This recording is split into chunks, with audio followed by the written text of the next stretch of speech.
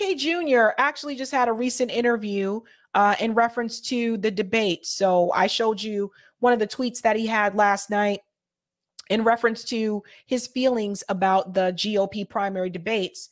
But apparently he continued to want to vent. He had an interview with Fox News earlier. I think this was this morning or last night. It might have been last night. I forget. Anyway, he had this interview with Fox News where he is venting about the debate, but also he finally answers one of your questions that you have been asking for quite some time. And you're finally going to get the answer to that. And I want you to tell me, what do you think that means for this campaign? Let's get into it. All right, just because Republicans are busy with debates, and in fact, no sooner was last night's done than they were talking about next month's debate on Fox Business. Fact of the matter is, Democrats are not nearly so busy arranging such events. Robert F. Kennedy Jr. joins us right now. He is a presidential candidate challenging the president of the United States. Robert, it's always good to have you. It doesn't look, and especially when we were hearing from Cedric Richmond, the Biden-Harris campaign chief, that a debate is in the offing for you or the Democratic Party. What do you think? Well, we're going to keep asking for a debate. I don't know whether we're going to get one.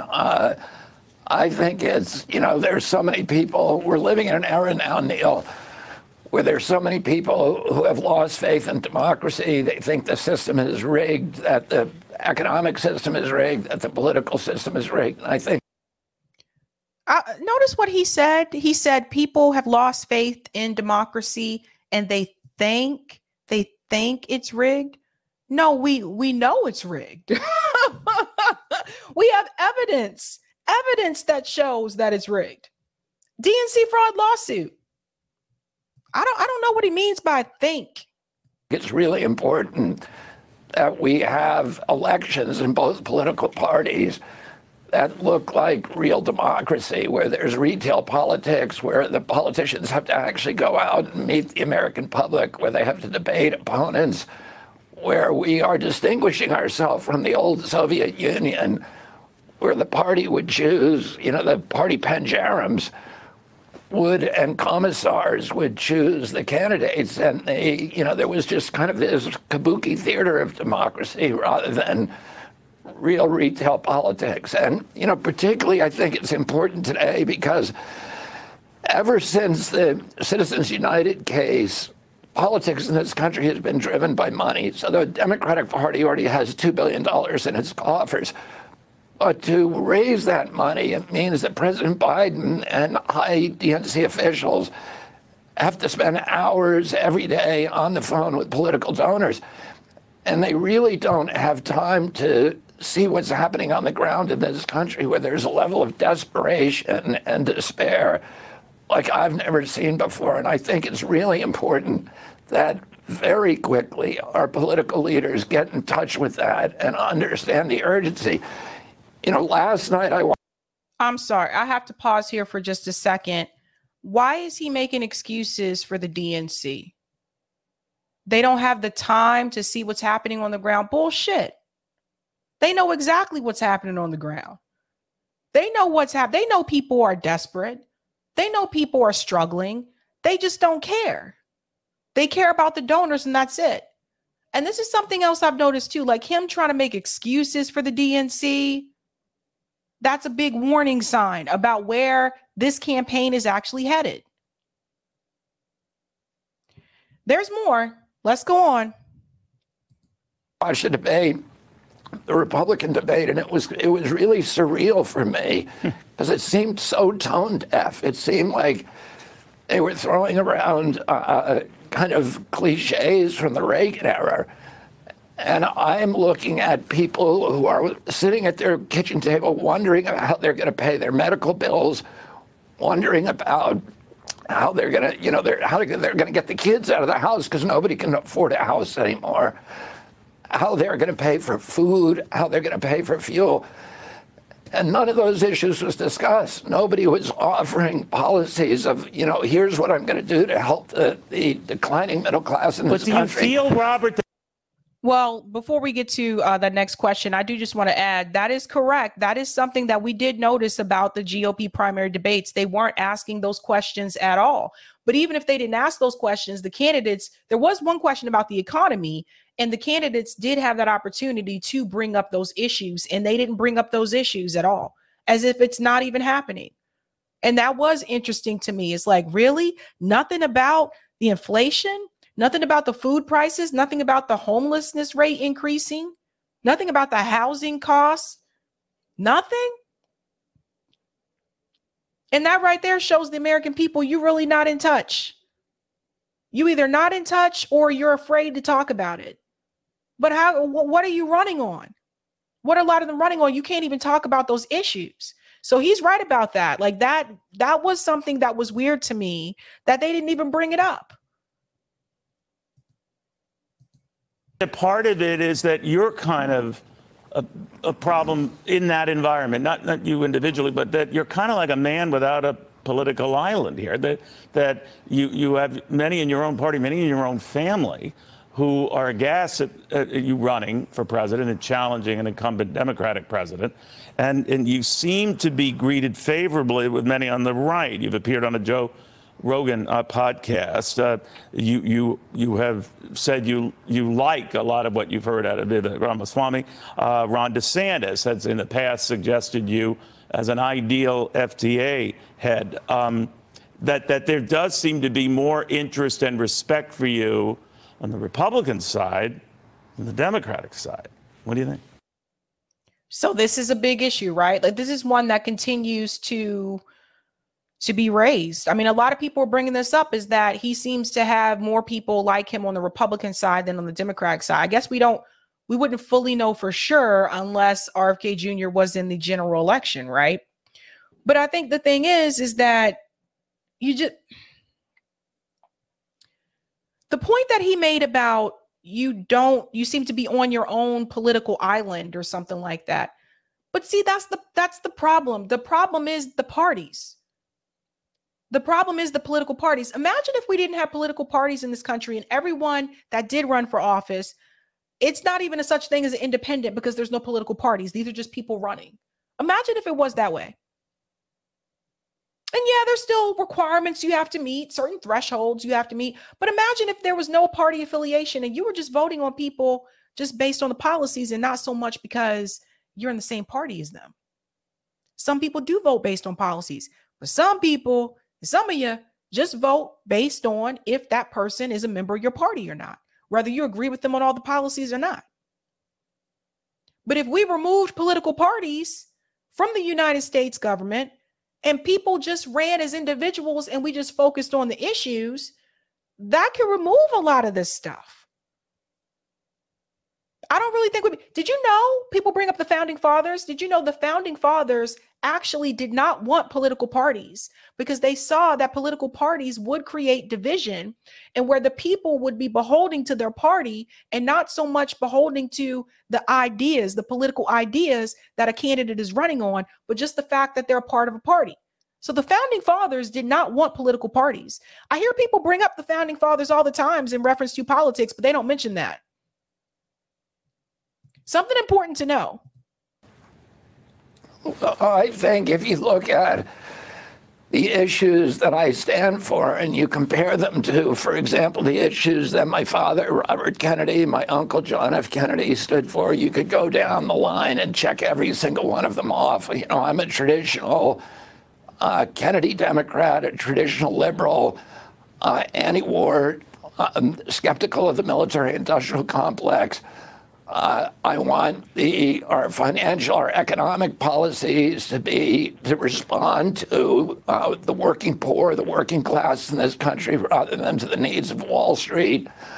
I want press freedom, freedom of speech in this country, all the things that the environment, a clean environment, and a woman's right to bodily autonomy, all the issues that are traditional liberal issues are issues that I, believe in, that I'm fighting for.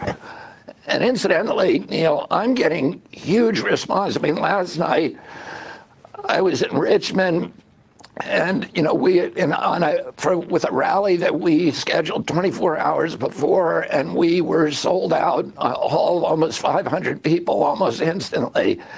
I'm getting the same response everywhere I go. My polling numbers are now within shooting distance in the key early primary states of President Biden. So I'm doing well with Democrats, Republicans, and independents, and that's what I set out to do, to try to find that. Well, no, you're quite. Let me pause here for a second, because I'm going to tell you guys how times have changed since the Bernie campaigns.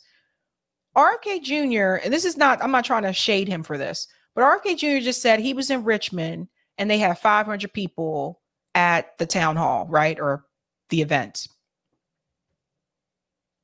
Bernie Sanders had thousands and thousands of people at his events. Bernie Sanders had 10,000 people at Boston Common when I went to see him there. 10,000 people. And RFK Jr. just told you 500 people showed up at a rally in Richmond. Now, granted, Richmond is not as big of a city as Boston, but the point that I'm trying to make to you is that when Bernie Sanders traveled all across this country, he had those numbers all across the country. Thousands and thousands of people showing up. In some places, 20,000 people showing up. Do you guys see how just, I don't want to say maybe nonchalant. Do you see how nonchalant people are now with the political, especially with the Democratic Party? Do you see how that passion that was there, at least going through that Bernie movement, that passion and that fire that was there before, isn't there anymore? Just something I want you to think about. Right, and we lose sight of that, Robert, that it is a state-by-state battle. As Chris Christie was saying in another segment here, that is what matters, because we don't have a national primary. We have a series of states, of course, caucuses, and then the primaries.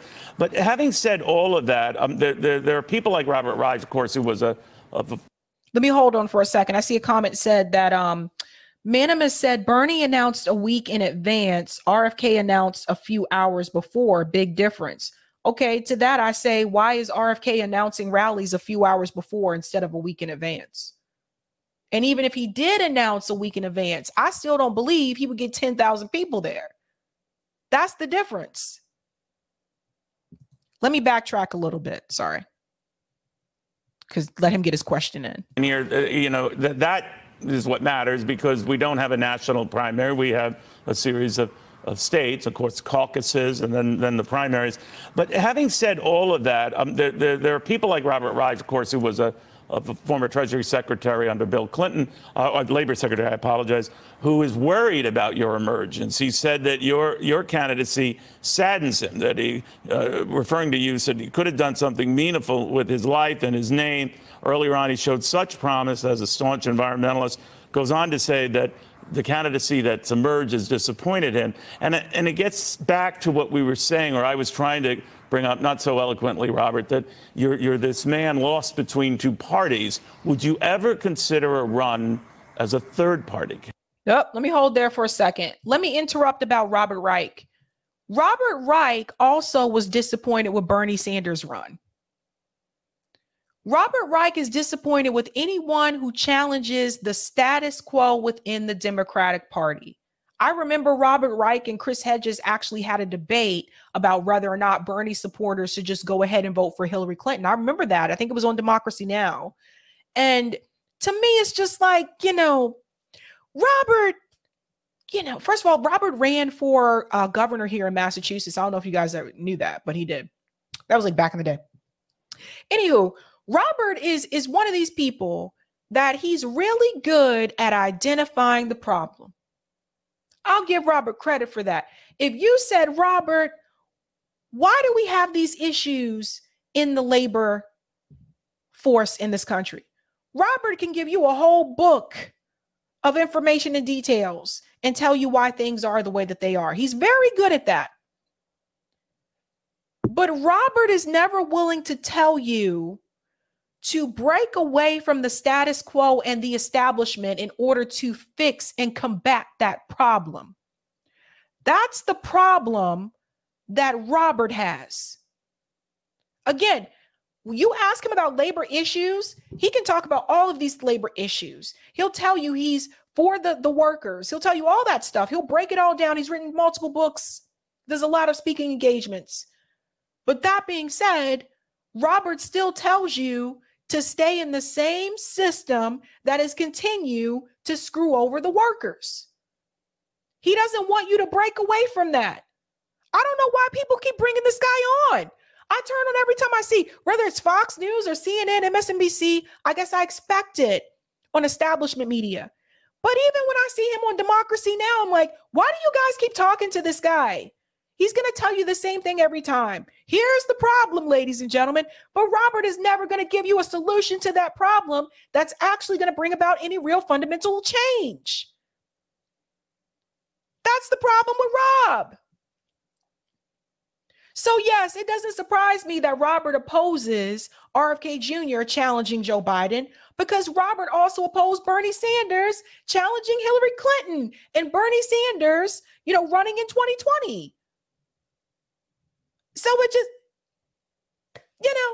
I think some of these people we need to stop talking to. Like, we don't need to hear from Robert Reich again. We don't need to hear from James Carville or Carwell, whatever the hell his name is. Stop bringing this guy on. It's just the same old tired lines over and over. Get some new blood and new energy there. That's not just going to tell people, come onto the show and tell people what the problem is, but it's going to come onto the show and tell people how to fix the damn problem, damn it. That's what I'm asking. So Robert mad. Now listen to this. Robert Reich is mad at Robert Kennedy. Now let me go back before he answers this question. There are people like Robert Reich, of course, who was a former Treasury Secretary under Bill Clinton, Labor Secretary, I apologize, who is worried about your emergence. He said that your candidacy saddens him, that he, referring to you, said he could have done something meaningful with his life and his name. Earlier on, he showed such promise as a staunch environmentalist. Goes on to say that the candidacy that's emerged has disappointed him. And it gets back to what we were saying, or I was trying to bring up, not so eloquently, Robert, that you're this man lost between two parties. Would you ever consider a run as a third party candidate? So here's the question that many of you have been asking, and some of you have emailed me and asked me, do you guys think RFK, Sabby, do you think that he'll da-da-da? Well, here's your answer, folks. Tell me what you think. The chat is working again in Super StreamYard, so great. No, I'm a Democrat. I'm a traditional Democrat, and part of my mission here is to summon the Democratic Party back to its traditional ideals. And I'm not surprised that the people who are aligned with the DNC, people who are closely aligned with the White House, are troubled by my candidacy. I'm a threat to President Biden. And, I would love to debate Robert Reich about what he thinks the problem is with me or any other Democrat, I think. We're just going to go back a little bit here. So you guys heard that, right? The answer to that question, as Tia mentions, hell no. No, he's not going to. So we can stop asking that now.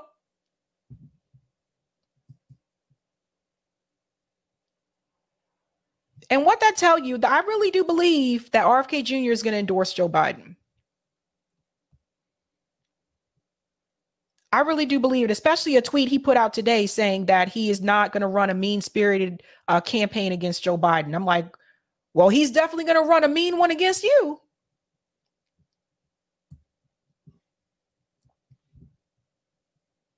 Now, he says he would like to debate Robert Reich. Listen to this. This is the part that was kind of funny to me.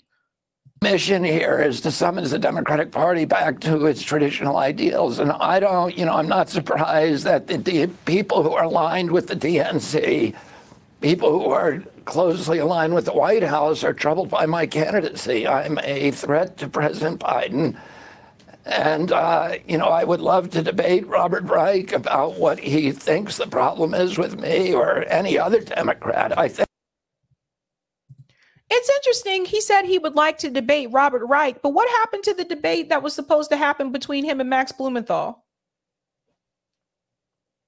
I keep hearing him say he wants to debate people, but these debates they're not happening. What happened to the debate that was supposed to happen between him and Max Blumenthal? I've seen him say this multiple times now that he's debating him in a couple weeks. Max announced on Twitter, nobody's told him that. That's not what he was told. There's nothing scheduled, apparently. But you're going to debate Robert Reich. Okay. The reaction to me is oftentimes negative. Those who have negative reactions to me are oftentimes reacting to secondhand characterizations of my positions that they're hearing from MSNBC and CNN that are simply not accurate. Yeah.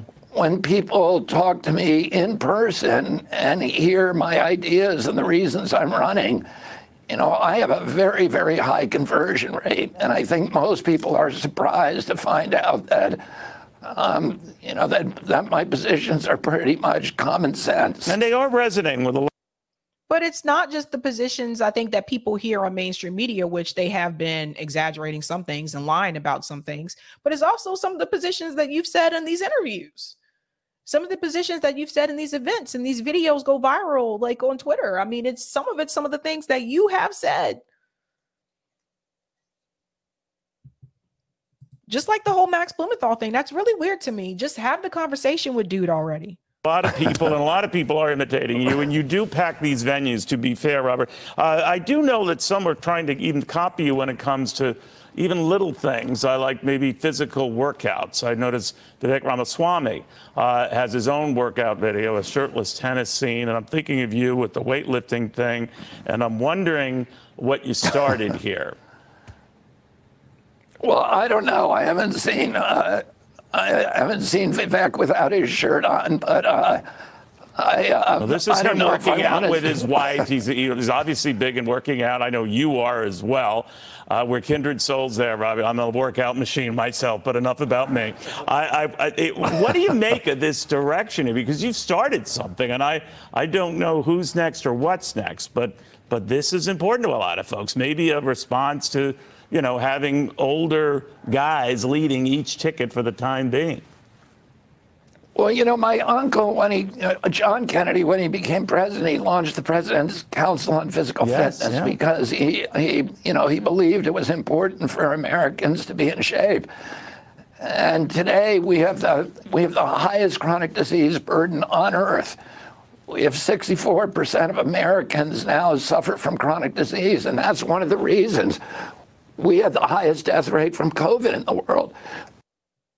It's interesting because thinking back on it, didn't Michelle Obama used to have like workout? I thought she had workout videos or something at one point, like when Obama was president. I thought she used to do, she did nutrition, but I think she also did like an exercise like thing too as well.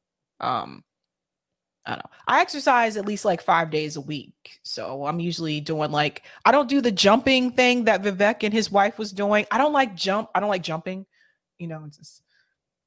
jump. I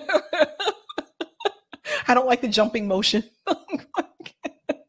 But I do resistance training. And I do think it is important to take care of yourself, right? So sometimes you guys might see me on Twitter. I'll post up pictures that say what you can do while you're at the gym and stuff like that. But I do resistance training, and it does make a big difference. 5 days. Sometimes I've done 4 days, but usually it's 5 days a week. First thing in the morning, get it done, get it out of the way. And it gives me a lot of energy for the rest of the day. But also a strength is really important.